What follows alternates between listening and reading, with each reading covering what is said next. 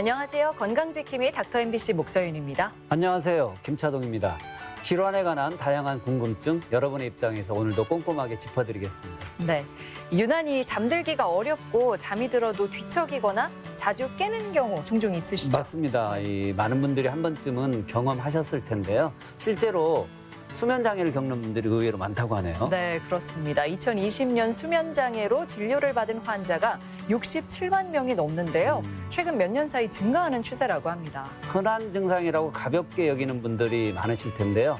수면 장애는 일상생활에도 많은 지장을 주기 때문에 정확한 진단과 치료가 꼭 필요합니다. 그래서 오늘은 김영준 휴 정신건강의학과 의원 김영준 원장과 함께 수면 장애의 증상과 치료에 대해 알아보는 시간 갖도록 하겠습니다. 잠이 보약이라는 말이 있을 만큼 수면 상태는 우리 삶의 중요한 부분입니다. 잠에 들기 어렵거나 잠을 자도 피곤해 일상생활에 영향을 준다면 수면 장애를 의심해야 합니다. 정신건강의학과 전문의 김형중 원장과 함께 수면 장애의 여러 증상과 치료에 대해서 자세히 알아보겠습니다.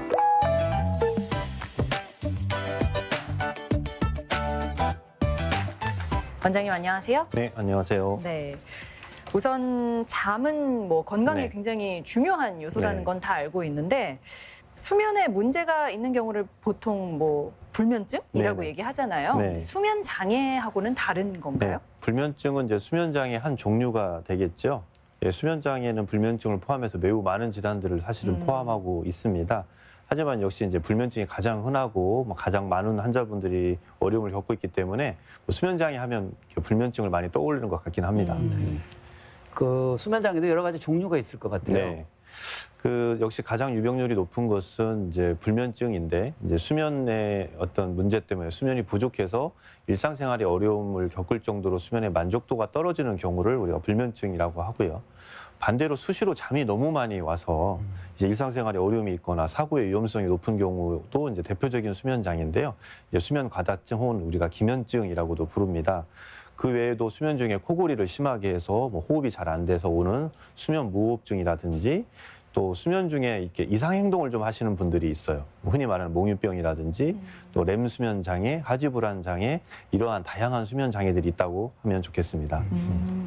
그러면 잠이 부족한 경우를 이제 불면증이라고 네. 말씀해 주셨는데 좀 대표적인 수면 장애 몇 가지에 대해서 이야기를 네. 해보면 좋을 것 같아요. 우선 기면증에 대해서 더 말씀해 주시겠어요? 네, 기면증을 좀 이해하려면 수면의 단계 혹은 이제 수면의 구조라고 하는 걸 좀 이해해야 되는데요. 이렇게 사람이 잠을 잘 때 쭉 자는 게 아니라 단계별로 좀 순환을 하게 되어 있습니다. 가장 대표적으로 이제 수면의 구조를 설명드리면 비렘 수면, 약간 말이 어려운데요. 렘 수면 이렇게 크게 나누는데요. 렘 수면이라고 하는 건 이제 영어로 래피드 아이볼 무브먼트라 그래서 그 앞자를 따온 말이에요. 이렇게 우리가 잘 때 보면 다른 사람 눈동자를 좀 왔다 갔다 하는 경우를 보게 되죠. 네. 빠른 안구 운동을 하는 수면이다 이런 뜻인데요. 이때가 잠깐 자다가 뇌가 잠깐 이렇게 깨어나서 활동을 다시 해요. 그리고 이제 그때 꿈을 꿉니다. 다른 말로 꿈 수면이라고도 얘기를 하고요. 또 이제 비렘 수면, 그러니까 렘 수면이 아닌 단계를 비렘 수면이라고 하는데 1단계, 2단계, 3단계, 4단계 이렇게 나눕니다. 1, 2단계는 잠이 드는 시기라 그래서요. 인명기라고 흔히 부르고요. 3, 4단계는 깊은 잠을 자는 시기이기 때문에 숙면기라고 불러요. 근데 이제 여기서 말한 기면증, 수면 과다증이라고 하는 것은 이렇게 잠이 순차적으로 돌아가야 되거든요. 네. 5단계가 1단계, 2단계, 3단계, 4단계, 렘 수면 이렇게 5단계가 오고 이게 보통 2시간 정도 걸려서 하룻밤 사이에 순환을 한 3번 내지 4번 정도 하는데요. 이 기면증이 있는 분들은 낮이나 밤이나 수시때때로 갑자기 3단계, 4단계를 거치지 않고 렘 수면으로 들어가 버려요. 그러니까 멀쩡히 얘기하고 있다 갑자기 잠이 깊은 잠에 확 빠지거나 렘 수면 상태가 되면서 갑자기 심한 분들은 그냥 기절하듯이 쓰러지기도 합니다. 이러다 보니까 어떻게 보면 불면증보다 훨씬 더 큰 어떤 일상생활에 고통을 초래하거나 기능상의 문제를 일으키기도 하고 심한 경우에는 안전사고를 일으켜서 그 정도로 심각한 문제를 일으킬 수 있습니다. 이런 경우에는 이제 오히려 잠을 깨우는 각성제를 장기간 복용해야 되는 경우도 있습니다. 저는 저 수면 장애라고 그래서 일단은 불면증부터 생각을 했는데요. 네. 이 기면증이 오히려 불면증보다 더 심각하다는 생각이 깜짝 되게 놀랐어요. 힘들 것 같아요. 네. 그리고 저 지금 갑자기 드는 생각인데 네. 이렇게 수면이 단계별로 나눠져 있으면 내가 몇 시에 자냐에 따라서 조금 더 일어나기 수월한 시간이 있겠네요. 네, 수면은 사실은 리듬이에요. 그래서 가장 중요한 게 잠드는 시간과 깨는 시간이 항상 일정해져야 되는데 이 잠자는 시간이 불규칙하거나 기상 시간이 불규칙하면 이 수면 구조 자체가 흔들립니다. 그렇게 되면 이제 점점 수면 장애를 일으킬 확률이 굉장히 높기 때문에 일정한 리듬, 구조 이 단계를 잘 따라가는 게 굉장히 중요하다 이렇게 이해하시면 좋습니다. 그 수면 장애 중에 꼭 알아둬야 될 우리가 네. 명심해야 될 게 뭐가 있을까요? 네, 이게 좀 그 여러 가지들 중에서 불면증이라고 착각을 해가지고 이게 불면증 치료제를 먹으면 오히려 악화되는 그런 수면 장애가 있는데 하지불안 증후군이라는 게 있습니다. 잠이 들 때 하지, 다시 말하면 다리인데요. 다리가 어떻게 말로 좀 표현하기 애매한, 괴기한 어떤 불편감들을 느끼는 거예요. 어떤 분들은 뭐 좀 다리를 가만히 둘 수가 없다든지, 어떤 경우는 저리다, 뭐 꿈틀거린다, 시리다, 다리가 저절로 움직인다 이런 표현들을 많이 하시는데요. 뭐라고 좀 표현할 수 없는 불쾌감들을 느끼게 되는 그러한 것들인데 문제는 낮에 이렇게 활동할 때는 전혀 그렇지 않고요. 또 자다가 그런 느낌이 있어서 일어나서 딱 걷는 순간 없어져요. 그래서 하지 불안장애라고 하고요. 잠들 때 특히 심하고 어떤 분들은 자는 도중에도 다리를 계속 떤다거나 흔들어대는 그런 문제를 보이는데 이게 영어로 하면 레스틀리스 레그 신드롬이라 그래요. 네. 쉬지 못하는 다리라는 뜻이에요. 네. 그래서 그 정도로 좀 고통스러운 거죠. 그러다 보니까 잠을 내가 분명히 잔 것 같은데 잠의 질이 굉장히 떨어집니다. 잠에서 계속 다리를 움직였으니까요. 그러다 보니까 불면증이라고 생각을 하시고 이제 불면증 치료제인 수면제나 혹은 이제 불면증을 치료하기 위한 항우울제 같은 걸 복용하는데 이걸 먹으면 더 심해지는 경우도 있고 또 이 약 자체가 하지불안 증후군을 유발합니다. 그래서 이게 좀 구분할 필요가 있기 때문에 혹시 그런 느낌 때문에 잠을 못 자고 계신다면 꼭 전문의와 상의하시면서 정확한 진단을 받을 필요가 있습니다. 아니 근데 왜 많은 신체 부위 중에서 네. 자려고 할 때 특히 다리가 불편하게 느껴지는 걸까요? 그게 아직까지는 원인이 정확하게 나와 있지는 않은데요. 조금 어떤 뇌 구조상에 약간의 장애가 있는 걸로 보고는 있습니다. 네. 근데 우리가 이제 자다 보면은 꼭 잠꼬대가 좀 심한 사람이 있잖아요. 맞아요. 예. 뭐 네. 자다가 일어났는데 보면은 뭐 어디 딴 데서 자고 있다든가, 네. 뭐 침대에서 떨어져 있다든가, 네. 뭐 심각한 경우엔 그렇기도 한데 어느 정도의 잠꼬대가 있는 것도 뭐 수면 장애로 볼 수 있을까요? 네. 이게 누구나 좀 가벼운 잠꼬대 정도는 있을 수가 있는데요. 사실은 잠꼬대라고 그냥 넘기기에는 좀 문제가 있을 수 있는 수면 장애가 대표적인 게 있습니다. 렘수면 때 꿈을 꾼다고 했는데요. 네. 그 잠깐 뇌가 깨어나 가지고 활동을 다시 하면서 뇌 안에 그 하루 종일 있었던 어떤 기억이나 어떤 생각들을 정리하는 시기예요. 사실 그 렘수면이라는 단계가. 그런데 문제는 꿈을 꿨는데 이렇게 꿈속에서 내가 말하고 행동을 한 것을 그대로 하면 사고가 날 수가 있잖아요. 그래서 뇌에는 어떤 안전장치가 하나가 있어요. 렘수면 단계가 되면 근육 무력 상태에 빠져요. 몸을 움직일 수 없게 완전히 근을 이완시켜버리게 되어 있거든요. 렘수면 때는 그게 정상인데요. 우리가 가끔 과유에 눌린다고 하죠. 네. 분명히 내가 깨서 활동하거나 일어나고 싶은데 몸이 꼼짝도 안 한다. 이렇게 얘기를 할 때가 있는데 그게 바로 렘수면 중에 꿈을 꿨는데 근육은 완전히 이완되어 있기 때문에 과유가 눌리는 거거든요. 근데 이 렘수면 장애라고 하는 병이 있는데 이것은 이 근육 이완 상태가 안 걸려요. 그러다 보니까 꿈꾼 행동을 그대로 잠자면서 하게 됩니다. 네. 그러다 보니까 이제 문제가 될 수 있는 그래서 잠꼬대가 단순히 이렇게 뭐 좀 소리를 좀 내거나 가볍게 하는 경우는 문제가 있지만 이렇게 행동을 하는 경우까지 나타난다면 이건 하나의 수면 장애일 수 있습니다. 그냥 그 렘수면 장애 이 증상이 이렇게 나타나면 이거 심각하게 받아들여야 될 것 같은데요. 네, 이게 좀 증상을 좀 설명을 드리면 한마디로 꿈꾸면서 하는 행동을 그대로 따로 합니다. 꿈속에서 내가 쫓기는 꿈을 꾸면요. 계속 발을 허우적대고 뛴다든지 뛰는 행동을 한다든지 또 싸우고 있으면 주먹질을 하는 경우도 있죠. 그리고 어떤 분들은 흔히 이제 소리를 지른다거나 비명을 지르는 것들은 흔히 나타나고요. 근데 문제는 이런 행동들이 있다 보니까 옆에서 같이 이렇게 잠자는 배우자나 파트너가 다치는 경우가 종종 있어요. 아, 실제로 다친다고요? 예. 이렇게 뭐 발로 차가지고 침대에서 떨어진다. 예. 그래서 본인은 잘 몰라요, 사실은. 네. 근데 대부분 이 렘수면 장애가 있어서 이제 저한테 모시고 오면은 이제 부인들이 남편을 데리고 오는 거지. 이렇게 얘기가 좀 지나치다 하는 경우도 있고 또 본인도 심한 경우는 일어나서 돌아다니기도 하거든요. 아. 그러다 보니까 낙상이라든지 골절 사고라든지 심지어 최근에는 이제 창문 밖으로 아파트 밖에서 떨어져서 사망한 사고도 보고된 적이 있을 정도로 예, 심각한 문제들이 있고요. 또 한 가지 중요한 게 노인층에서 많이 나타나게 됩니다. 전에는 없다가 전부 다는 아니지만 이 뇌수면 장애가 파킨슨병이나 치매의 전조 증상일 가능성이 높아서 혹시 이런 게 최근에 많이 나타나면 그쪽으로도 한번 평가를 받아볼 필요가 있기 때문에 잠꼬대가 너무 심하고 그게 말로 떠드는 수준을 넘어서 행동으로 나타난다면 꼭 전문의와 진단을 받아볼 필요가 있습니다. 네. 그 격가지로 저 질문 드리고 싶은데요. 그 유아기 때 네. 잠버릇 나쁜 거하고는 좀 네. 구분이 되겠죠? 유아기 때에도 다양한 수면 장애가 나타나고 수면 행동 장애가 많이 나타나요. 갑자기 일어나면서 소리를 지른다든지 또 몽유병 같은 경우가 나타나는데 특징은 몽유병 같은 경우는 아이들이 꾸는 몽유병은 전혀 문제가 되는 건 사실은 아니에요. 조금 사고가 날 수 있으니까 지켜볼 필요는 있지만 아이들은 그 수면의 리듬이 만들어지는 과정에서 뇌가 발달하는 과정에서 수면이 만들어지는 뇌 발달 과정에서 약간 아까 말한 수면 구조가 만들어지기 전에 이상 행동을 좀 보이는 수가 있기 때문에 대부분은 놀라실 필요는 없고요. 그냥 조금 지켜보면 그 시기가 넘으면 저절로 좋아진다 이렇게 이해하시면 됩니다. 네. 그럼 이제 흔한 수면 장애 중 하나인 불면증에 대해서 이야기를 네. 나눠볼게요. 네. 근데 이게 어느 정도가 돼야 불면증이라고 할 수 있나요? 그렇죠. 이렇게 누구나 불면증은 뭐 경험할 수도 있죠. 사실 저도 어저께 여기 방송 출연한다고 긴장하다 보니까 그러셨나요? 한 3번, 4번은 깬 것 같아요. 예. 그래서 조금 정의를 말씀드리면 일단은 이제 잠을 들기가 어려운 경우가 있겠고요. 첫 번째가. 두 번째가 잠은 들었는데 자주 깨서 수면 유지가 잘 안 되는 경우.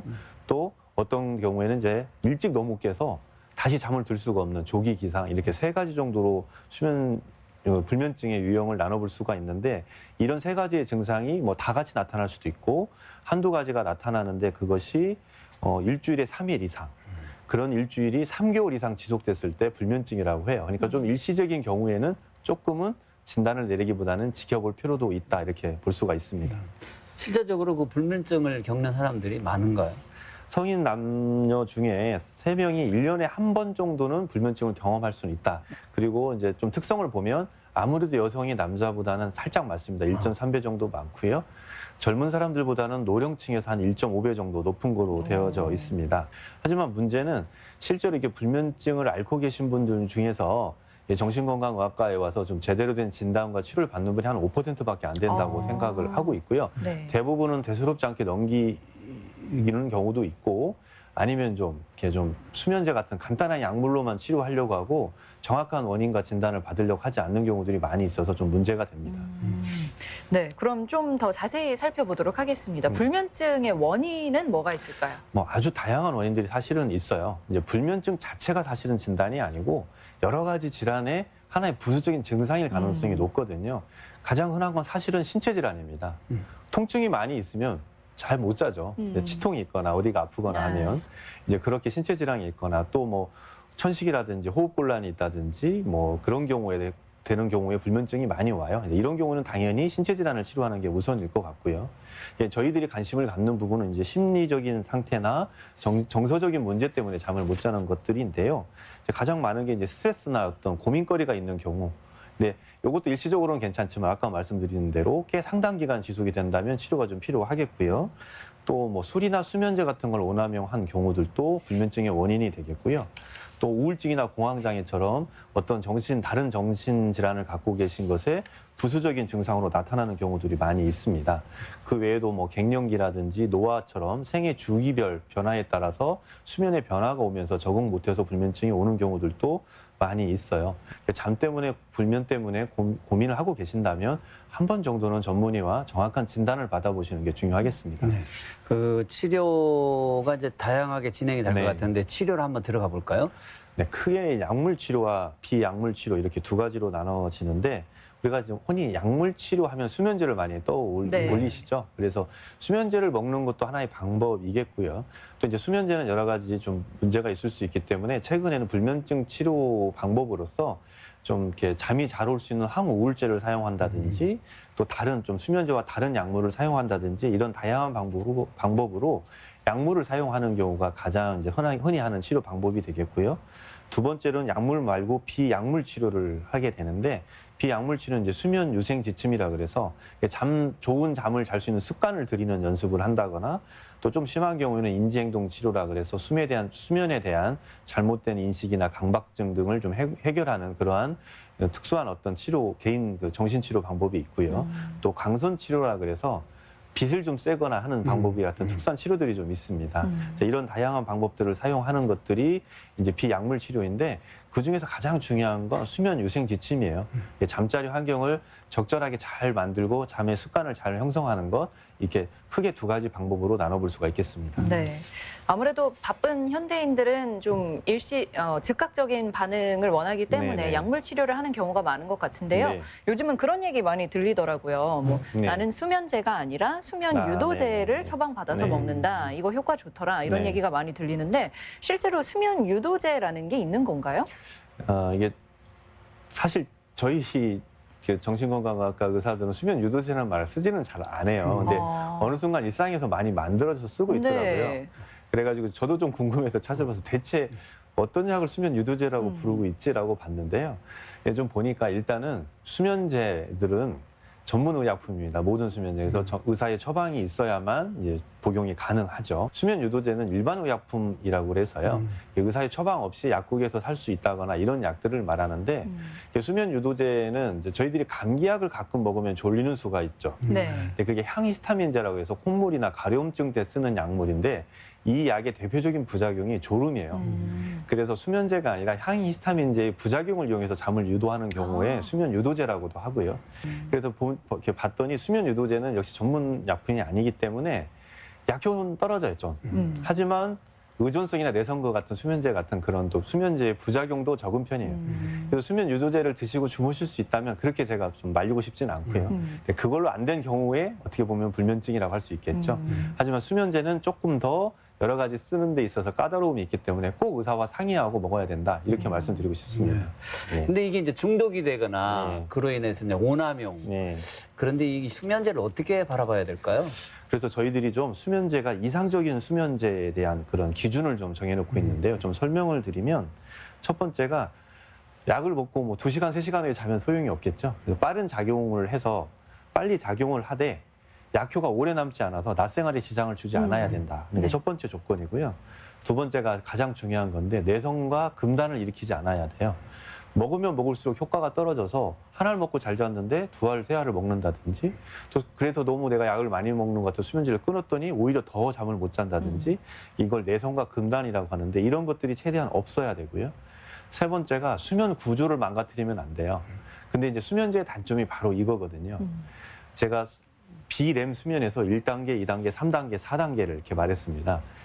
1, 2단계는 입면제, 이렇게 잠을 들게 하는 시기고요. 3, 4단계는 숙면이라고 그랬는데 대부분의 현재까지 나와 있는 수면제는 2단계 수면을 늘리는 약이에요. 잠을 들게 하는 약들이지 그리고 먹다 보면 3, 4단계 수면이 줄어요. 네. 그러니까 잠을 자고 있는데 나는 안 잔 것 같은 느낌이 자꾸 들죠.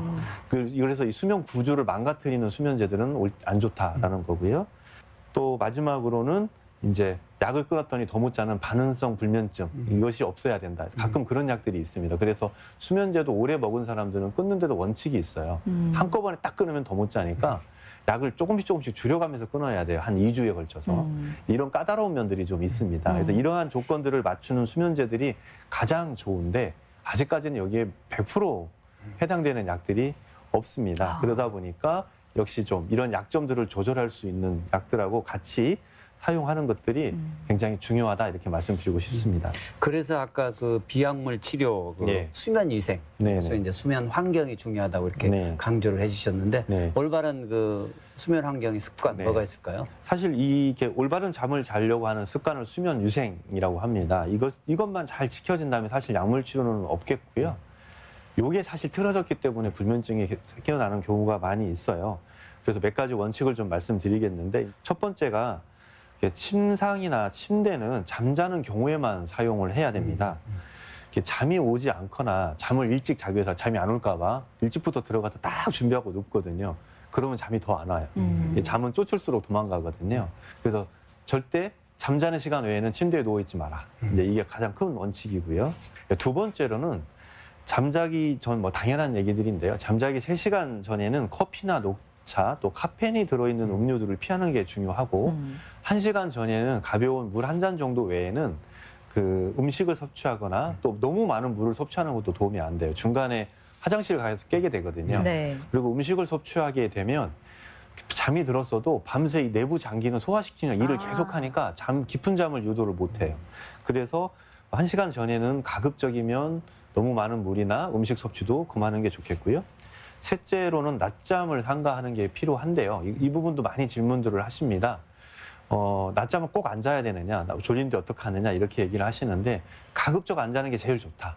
근데 만약에 낮잠을 주무시게 된다면 30분 이내로 주무셔야 되고 1시간이 넘어가면 분명히 밤잠을 뺐습니다. 특히 4시 이후에 자는 낮잠은 낮잠이 아니에요. 이거는 이제 밤잠 뺏어 먹은 거예요. 그래서 4시 이후에 낮잠은 자지 말 것, 낮에 낮잠을 부디하게 자야 된다면 30분 이내로 잘 것. 그다음에 네 번째로 가장 중요한 부분이기도 한데요. 설령 전날 잠을 잘 못 잤는데 오늘 할 일이 없어요, 오전에. 그래서 잠을 못 잔 것 같으니까 누워있죠. 네. 그래서 오전 내에 이렇게 잠을 보충하려고 있는데요. 그렇게 자면 그건 잠 질도 나쁠 뿐더러 아니라 수면 주기가 자꾸 뒤로 밀리게 되죠. 가장 중요한 것, 깨는 시간은 무조건 일정해야 돼요. 어제 밤새 한숨도 못 잤어도 내가 7시에 깨기로 했으면 무조건 일어나서 활동을 해야 그 다음날 수면이 다시 리듬이 맞춰져요. 그래서 기상 시간은 무조건 일정하게 지켜야 된다. 아울러 잠자는 시간도 가급적이면 잠자리 드는 시간도 일정해야 된다. 그래서 수면은 아까 구조를 얘기를 했는데 이 구조가 리듬을 탑니다. 사람은 생체 리듬이라는 게 있어서 이렇게 몸에서 호르몬이 나와서 잠을 들게 하고 깨게 하고 하는 멜라토닌이라고 하는 물질이 있는데 그 부분이 돌아가는 그 리듬이 기상 시간에 맞춰져 있어요. 네. 그래서 깨는 시간이 일정해야지만 그 멜라토닌 나오는 분비가 일정하게 나와서 수면 구조가 만들어지거든요. 이건 굉장히 명심해야 될 부분입니다. 네. 오늘은 정신건강의학과 전문의 김영준 원장과 함께 수면장애의 다양한 증상과 치료에 대해서 이야기 나눠봤습니다. 네, 오늘 말씀 고맙습니다. 네, 감사합니다.